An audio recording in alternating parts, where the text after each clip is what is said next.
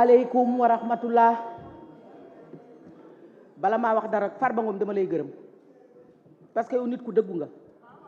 fii nga taxaw ne diw daa ñam ma ñam vidéo yi dox nga ne bu miimee ma indi preuve kon yaa wax loolu kon dama la ciy gërëm ci sa dëggu.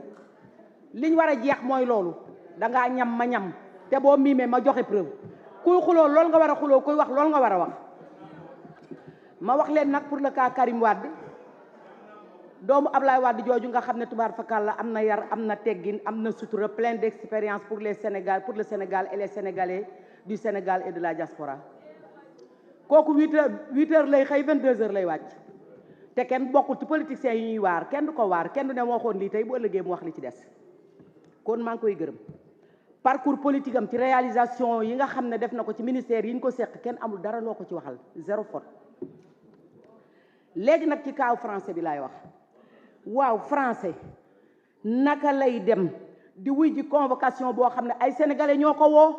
Karim def na ko dama ne kuñ ne français nga naka ngay dem di ñu attele di la exiler au lieu que ñu yóbbu la France ñu yóbbu la Qatar xanaa Qatar yi la war a doon bokk. Karim def na ko dama wax ni waaw kan ngeen fi gis français boo xam ne soxnaam dafa nelaw mu suul ko fi Sénégal.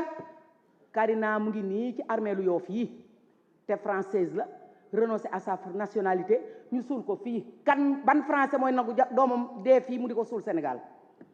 kon xam nga loolu wax bu yàqu la. xam nga li xew jalousie Ablaye Wade vers les magistrats loolu mooy dëgg. c'est l'homme le plus diplômé des Africains mooy monsieur Sarr Fari Diop mi njam talaatay leer. loolu nag buñ ko wàccee ci doomam ji Karim Wade laa ni day bokk. Karim day bokk billahi day bokk. Karim day bokk ku dul kenn mënu ci tus. waaw mas ngaa gis 2019 nga déposé ñu ne la amoo fii laa xuloog ak gune gi ñaay l'ancien ministre de l'intérieur.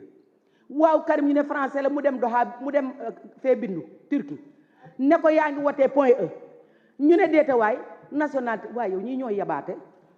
xam nga li xew li sénégalais yaakaar moo amul.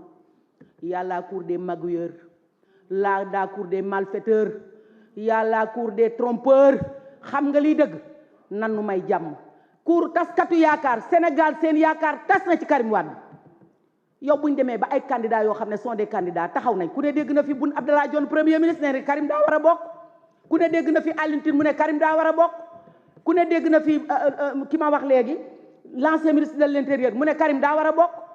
waaw léegi lan la soxor iñaan iññati bañu ñu ñëpp bokk de waaye nañ ko teg ci yoon.